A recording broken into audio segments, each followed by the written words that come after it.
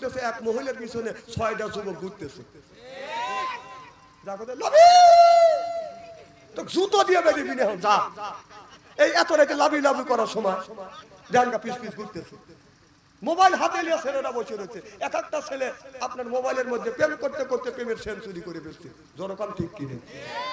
আমার একটা ছোট ছেলে আছে, আমি ঘরে শুয়ে রয়েছি, ও আর জানে না যে আমি ঘরে আছি। ও আরামে ঘরে শুয়ে গান গেতেছে, আমার বড় ভাইয়ের শালি নাম ছিল তার রানী, 3 বছর ঘুরাইলো কেন আমারে। আমি চিন্তা করলাম কে রে, ওর ভাই বিয়ে করেছি, আমার ছেলের তো কোনো শালি নাই কে। আমি চিন্তা করলাম ছেলে তো বড় হয়ে গেছে, ওর সাথে মারামারি করা যাবে না, প্রতিবাদ না করলেও তো হয় না। কথা বুঝতেছেন না? তখন আমি ওর সুরের সাথে সুর মিশিয়ে বললাম, আমি ভালো কইরেই জানি নাই তোর বড় ভাইয়ের শালি এত বড় মিথ্যা কথা কলি রে বেটা, এত বড় মিথ্যা কথা কলি। আর বেটা নাই, নাই নাই, 2 দিন বাকি নাই, ওকে হাত দিয়ে মারি নেই, আঁতুর দিয়ে বসাইছি। কথা কন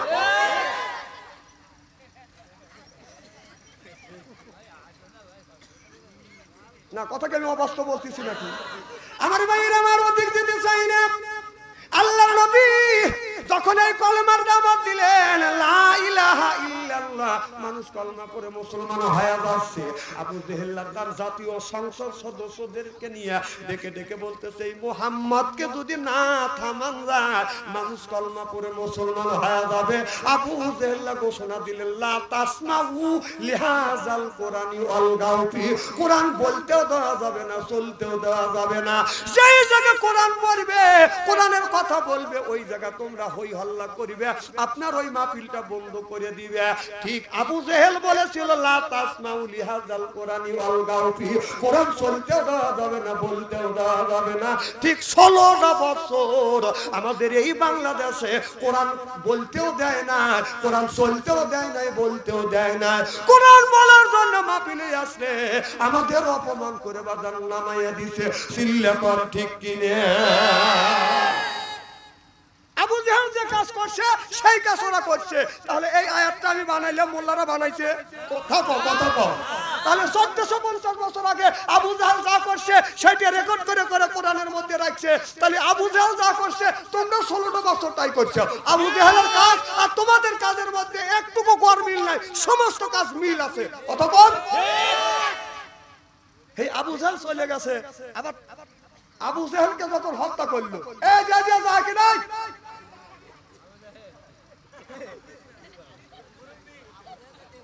যাও আচ্ছা যাও। তোমরা বাচ্চা মানুষ, তোমার যদি ডায়াবেটিস হয় খুব কি খারাপ লাগতেছে নাকি?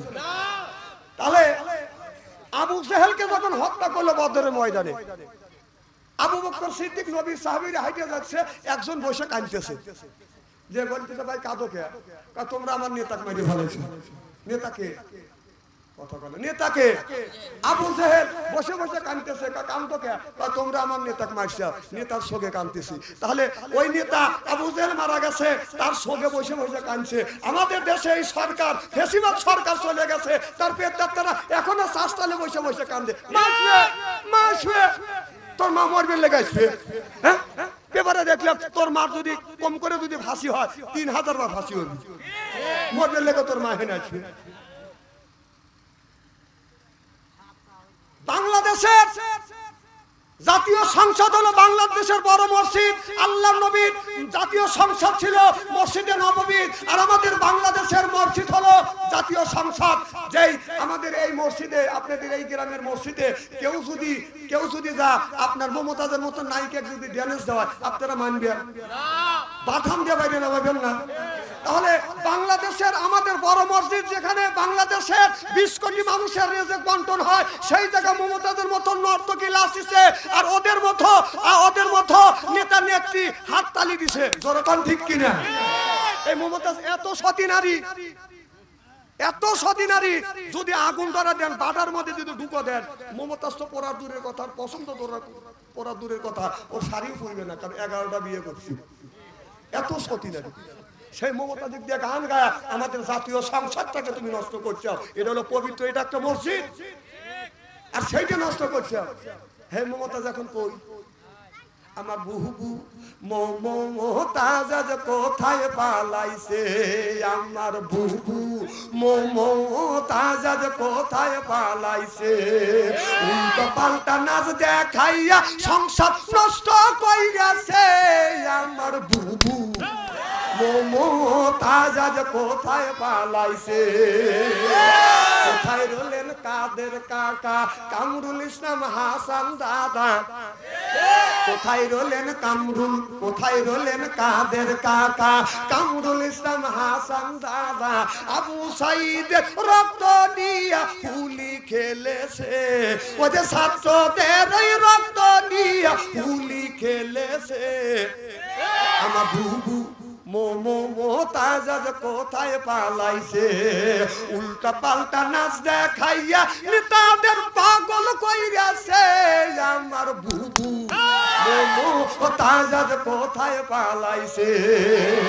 কোথায় সাবেক প্রধানমন্ত্রী, তোমার কথা কি যে বলি, কোথায় সাবেক প্রধানমন্ত্রী, তোমার কথা কি যে বলি, ওই দলের মানুষকে ফেলে রেখে দিল্লি পালাইছে, ওদের দলের মানুষকে ফেলে রেখে বুবু দিল্লি পালাইছে, আমার বুবু মমতাজ কোথায় পালাইছে, চিল্লা কর ঠিক কিনে।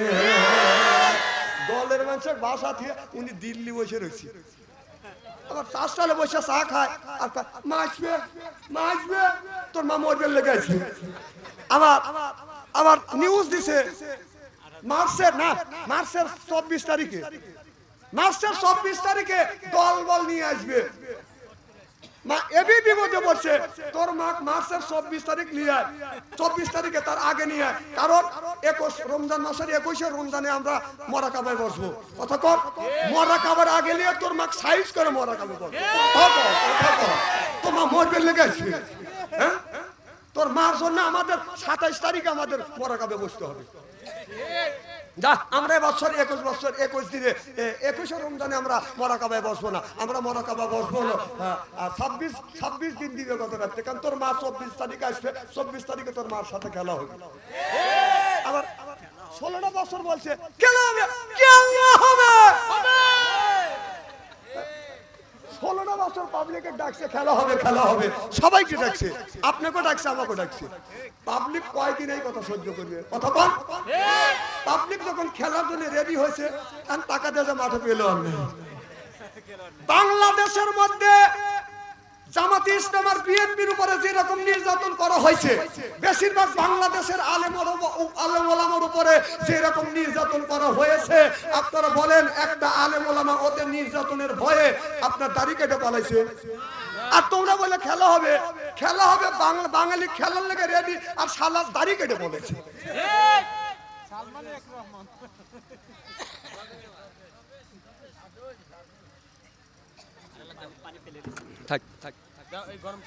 খুব কি খারাপ লাগতেছে, এদিক তাকান, ও বিদ্যেছে তাই নিয়ে মা 16 বছর জ্বালাইছে, আবার তার যে ছাও পাও ডুব দিয়ে বসে আছে, এদের উপরে খুব সতর্ক থাকবেন, খুব সতর্ক, ওরা কলে হিংসাগত রাজনীতি করে, ওরা ক্ষমা সুন্দর দৃষ্টিতে দেখে না, হিংসাগত রাজনীতি করে। সেই কবে 71-এ যুদ্ধ হয়েছে, বঙ্গবন্ধু শেখ মুজিবুর সব মাফ করে দিছে, ও এসে সেই বিচার করছে, কথা বল। এমন যদি মহিলা ফাঁসি দিয়ে মারবে, তাকে নিচে দেয়া পার তলে ভালো সব করছে, আমরা ফেসবুকে দেখছি।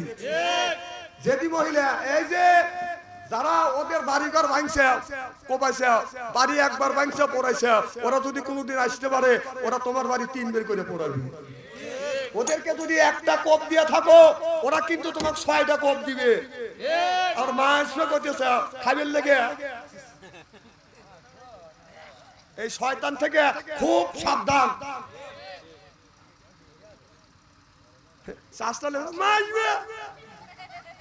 মহিলাটা পদত্যাগ করে লোকটা বিপদে পড়ে গেছে, আর তার বিপদের থেকে আরো বিপদে ফালানোর চেষ্টা করতেছে দলের লোক, ফেসবুকে লিখতেছে এই এনটা পদত্যাগ করছে, পদত্যাগ করে ভারত চলে গেছে, আবার তার বেটার বউ এই আপনার আমেরিকান থেকে তার ছেলে পদত্যাগ করছে। আমার কথা বোঝেন কি না বোঝেন আল্লাহ বোঝেন। মানে জয়ের বউ জয়ের তালাক দিছে, এটাও একটা পদ্ধতি। আবার ওর মিয়া মন্ত্রী ছিল, সে রাজশাহী মন্ত্রীর পদের থেকে পদত্যাগ করছে। ওর যে বোনের মিয়া ছিল, ওর রেহানার শেখ রেহানার মিয়া, শেখ রেহানার মিয়ার স্বামী শেখ রেহানার মিয়াকে পদত্যাগ করছে। এর পরিবারটাই পদত্যাগে যাচ্ছে। কাটা গায়ে আবার লবণ ছিঁড়িতেছে। 24 তারিখে মা আসবে, তোমার মা 24 তারিখে আসবে, আসবে বলো। তোমার মা 24 তারিখে আসতেছে না, 24 তারিখে আনতেছে। 24 তারিখ আসতেছে না, আনতেছে। তোমার মার আজ হোক কাল হোক এই বাংলাদেশে আসতেই হবে। কথা বল, ভালো হোক আর মন্দ হোক, এই বিচার বাংলা জমিনেই ভারত দিতে বাধ্য থাকবে তোমার মা।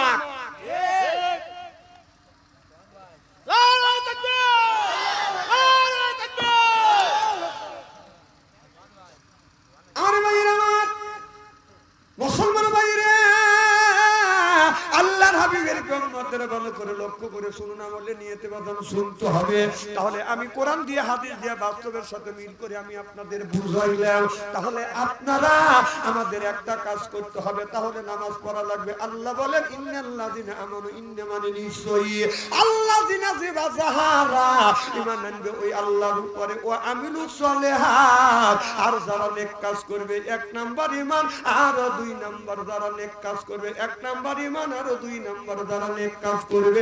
এই মানুষটা যখন আপনার জান্নাতে যাবে, 70,000 হুর আসবে, রিসিপশন করে জান্নাতে নিয়ে যাবে। এই হুরের এত সুন্দর চেহারা। এ বাবা, তুই উঠবি, তুই মিস করিস কে? তোর কি মিস কল দিচ্ছে নাকি? তোর পেশা বাসা এই জায়গা মোট, আমার মাহফিলে আসা যাবে, যাওয়া দেবে না। মশলা মুসি আমি বুঝি না।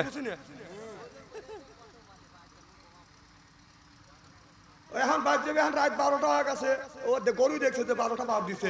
এখন হলো ফ্রি টক টাইমে, এখন মোবাইলে যা কথা বলি।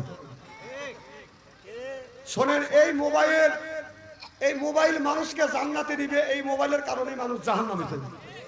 এই যে আপনাদের গ্রামের মধ্যে যদি 50টা যুবক যুবতী থাকে, রাত 12টার মধ্যে আপনি মেসেঞ্জারের মধ্যে ঢোকেন, ফেসবুকের মধ্যে ঢুকে দেখেন, যদি 50টা যুবক যুবতী থাকে, তার 30টাই রাত 12টার পরে লাইনে রয়েছে।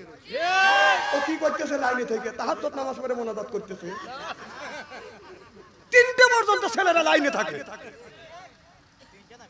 হ্যাঁ, তুই কি করিস? তালি তুই জানলি কেন করিয়া? তাহলে এ কাম তুইও করিস। মানুষের মানে একবারে দিলাম কথা, তো আমি কইতেছি, কথা কি আমি সাইডে দিছি নাকি? আমি কাউরে কথা ছাড় দেই না। এই যে রাস্তা দিয়ে হাইটে গেলে রাত 9টা 10টার সময় কোনো জায়গা মানুষ নাই, রাস্তার পাশে ছেলেরা বসে বসে একা একা নিগুম জায়গা বসে বসে এরকম করে কি দেখে, কি করতেছে? না না, খালি মারমার করতেছে না, না না, মারমার করে তো মানুষের সামনে, আর একা একা গোপনে কি করে? ওখানে মারমার করতেছে। ওখানে কি দেখতেছে? ওখানে মরাকাবায় মুসাহিদায় বইছে, মরাকাবা বসে দেখতেছে যে আমার বাপ দাদা 14 গোষ্ঠী মারা গেছে, ফেরেশতা কবরের মধ্যে কি রকম করে গুত হইতেছে, এইটা দেখতেছে।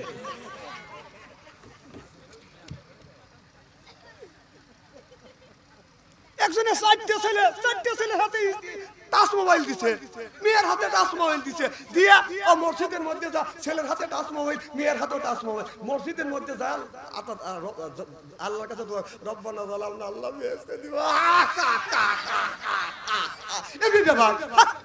তো 4টে ছেলের হাতে তুই আপনার টাচ মোবাইল দিয়ে তুই ফ্যাক ফ্যাক করে ব্যবহার দিচ্ছিস, তোর ব্যবহারের 5 পয়সা দাম নেই, কত দাম না কেন?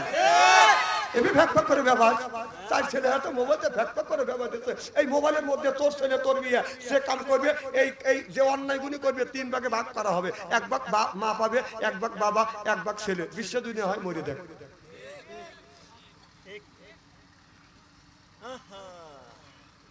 এই মোবাইল জাহান্নামে নেওয়ার জন্য মোবাইলে যথেষ্ট। এদিন আমার এলাকার একটা পীর সাহেব বলছিলাম, তুমি পীর মানুষ, তোমার হাতে টাচ মোবাইল কে? হুজুর আমি খবর পড়ি। আমি বলে খবর তুই পড়িস না, তুই খবর দেখিস।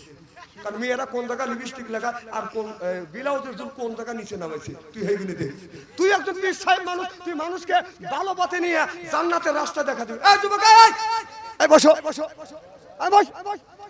এত তাড়াতাড়ি ধরছে।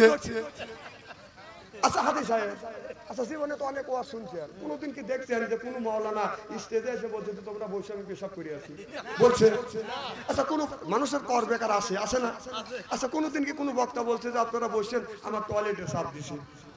এই কথা যদি কেউ কোনো বক্তা পায় আপনারা কি বলবেন? যে পরের বাড়ি খাও দিশে করে খাও না? না সুযোগ পালি তো মোল্লা করে সেই রকম করে সাটা। আর আইসে সময় পাইলাম না মধ্যে রেতে তুলে দিয়ে ও মুঠো উঠে যায়, ও মুঠো এত এত জোয়ার কোন থেকে আসে? খেজুরের রস খেয়েছে?